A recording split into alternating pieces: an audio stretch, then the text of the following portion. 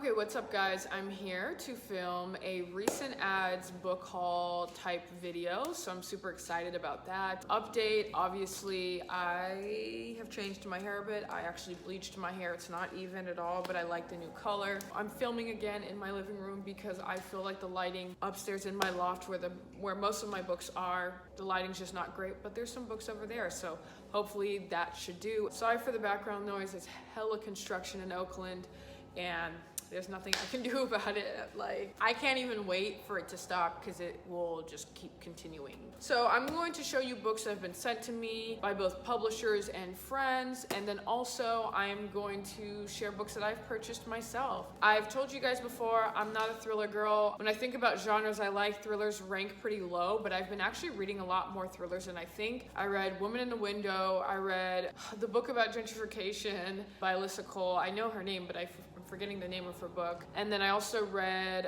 Who is Maud Dixon, and I also read The Push. So I've been reading quite a few thrillers, so I feel like publishers are starting to notice that about me. William Morrow sent me an email, asked me if I'd be interested in this book, and looking at the cover, I absolutely was not because I think the cover sucks, but reading the plot line, I was super interested and I said, yes, please send me this book. So the book is called No One Will Miss Her by Rosenfeld. I think the cover's horrible. And I understand thrillers usually have covers like this, but I just felt like this is not the kind of cover that would grab me. However, the plot is really interesting. Basically, the town's like pariah. Her name is Lizzie. She turns up dead in this kind of like small town. Her husband's nowhere to be found. A lot of families are involved and are being investigated for this crime, and the investigator has to come from this kind of big city into this small town. So there's a lot of, conversation in this book about obviously neighborhood politics, but also class and big city versus small city. So I'm really excited for this book. It comes out this October of this year. This is another book that was sent to me by a publisher. It's called Several People Are Typing by Kaelin. I hope I'm saying their name right.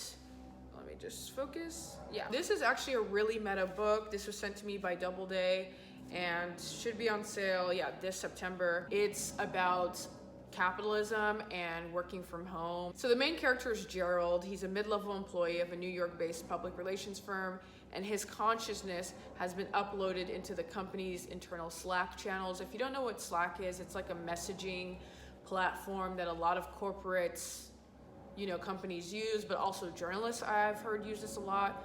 And I've used it before, and I guess what's helpful is you can create different channels for different practice groups or working groups. So it's helpful that way, but it's so incessant and persistent because it's something that technically you could just never turn off since it's on your phone. This is another book that was sent to me. It's called The President and the Frog by Kaelin.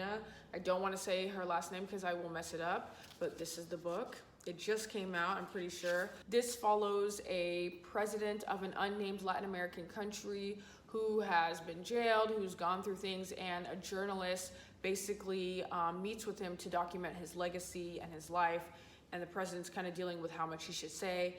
And I'm really, really excited to read this. I've heard good things about it already, even though it just came out. So yes, thank you, No, for sending this to me, and I'm super excited to get into it.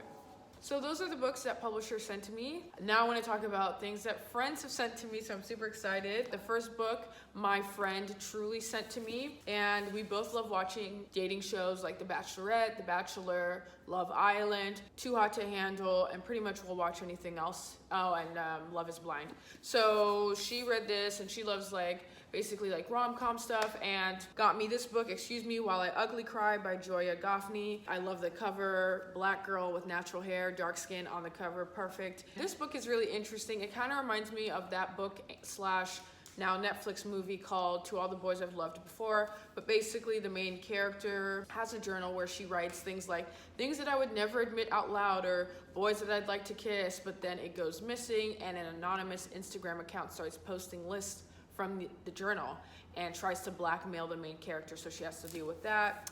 I'm so excited to get into this. I've heard great things already. I've seen it on Bookstagram and Book Talk and all that stuff, so I'm excited to read this. Okay, so my friend who knows I am really into comics. Now, I like kind of literature more, but comics is, I would say, my second love.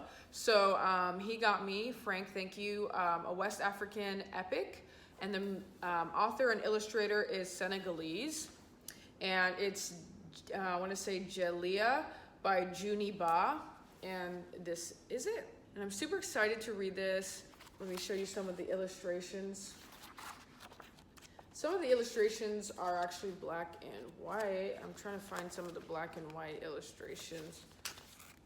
But yeah, so I'm super, super excited to get into this. I have a lot of West African inspired comics and just comics in general where there are black main characters. So thank you for this. So on Bookstagram, I posted that I wanted to get more into sci-fi because I'm starting a writing project of my own. I don't know if this book that I'm writing will ever be published or will ever be read by anybody other than me, but it is definitely sci-fi, and it's ironic because sci-fi is the genre I read the least. So basically, like, I need to learn more about world building and kind of get up to speed on sci-fi. So I've been actually watching N.K. Jemison's masterclass, but also I put it out on Bookstagram that I was looking for recommendations on what sci-fi novels I should be reading. A lot of people said Ursula Le Guin, and Cree Miles sent me 3 books from Ursula. So I'm super thankful to Cree, thank you. And she got me The Left Hand of Darkness, which everyone says is super just like important, and it talks about gender fluidity and all these things, and it's just super like revelatory and awesome. So I'm super glad that she got me this. She also sent me The Word for World is Forest. This is a much shorter one. And then she also sent me The Dispossessed. So I'm super excited to get into that, especially since the books aren't even that long, which is kind of crazy for sci-fi because I've seen sci-fi books that are just like way longer than I can handle. So the next 4 books are books that I purchased. I actually went to San Jose not too long ago for a Bookstagram meetup, and so I met other people on Bookstagram that I was just so used to just seeing their posts, but I had never met in person. So it was super just like invigorating and awesome. And I went to Recycle Bookstore in San Jose, which is quite a trek from Oakland. Like, we all call it the Bay Area, but like that place is far. But anyway, it was worth it. And I got 3 books. I got Instructions for Dancing by Nicola Yoon. Everyone was raving about this book on every platform. Plus, I love her book, The Sun Is Also a Star. Plus, I like her book, Everything, Everything. Granted, it's like cheesy YA, but it's still like good. So basically in this book, Evie Thomas basically doesn't believe in love, but when she joins a dancing class, she falls in love with a boy named X who she's learning how to waltz with, foxtrot with, and tango with. So Instructions for Dancing. Then this book was actually a book I mentioned on my anticipated books for June releases, and this is This Poison Heart by Kaelin, Bayron. Again, black girl, natural hair on the cover. Love, love, love.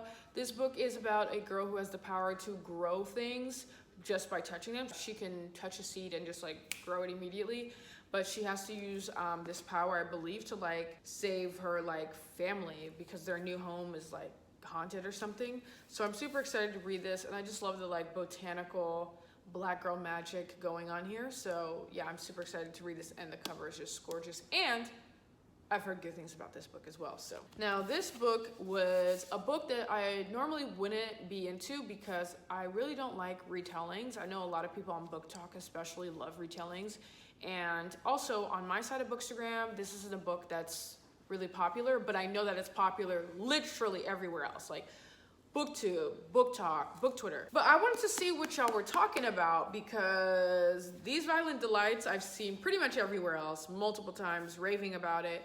This is a Romeo and Juliet retelling that is set in Shanghai in the 20s. So I want to see what y'all are talking about. I've seen good things about this book. I've seen people say they can't get into this book. But yeah, Romeo and Juliet retelling, that wasn't enough to attract me to this book, honestly, because I don't really like retellings. Now, I actually like some Shakespeare stuff, but retellings don't really attract me. Plus, this was on sale for like $8 at the bookstore. So I was like, okay, let me do it. And then also, the author is a college student, I believe. So I was just like so proud of her already, because I'm like, okay, if I were in college, I couldn't have written a book. And if I had written a book, there's no way I'd be able to take my professor seriously. Because she's an English major at University of Penn, and I'm like, how are you even listening to your English teachers? Like, you have a bestseller on your hands, you're done, get your degree, bye.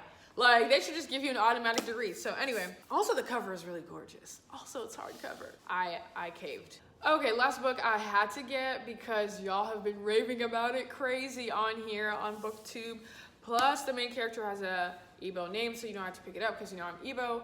And yeah, so the main character is Chiamaka, and this is a dark academia book. Everybody has been raving about this. The main character, let me see what happens to her. She's at a private academy, and there's like anonymous texts that are like trying to reveal secrets about her and the other main character, Devon Richards. The author is Farida Abike Iyemide? What is it? Iyemide? No, say it. I'm asking, my mom's in the corner, she's Nigerian, so I'm asking her, but we're not Yoruba, and this is a Yoruba name, so I'm sorry if I say it wrong, but anyway, yeah. This cover is gorgeous, hair on point, skin on point. Yeah, so I'm excited to read this. It's funny that I'm asking my mom and we're both like. So those are the books. And then let me show you guys what I'm currently reading, just a little reading update. I am reading Such a Fun Age by Kaelin Reed. This is a book that came out 2019. Literally everybody was talking about this book. And I wanted to get into it, but I was like, you know what? The hype was so much that I'm gonna be overcritical about this book. So I waited, and I feel like the middle of 2021 was the perfect time to start this book. I'm going to be doing a solo review on this book because I feel like it deserves that. I've been avoiding doing that for every book, but this book really deserves it. And there's so much to say about this book. So those are all the books. Thank you for watching, and I'll catch you guys later. Bye.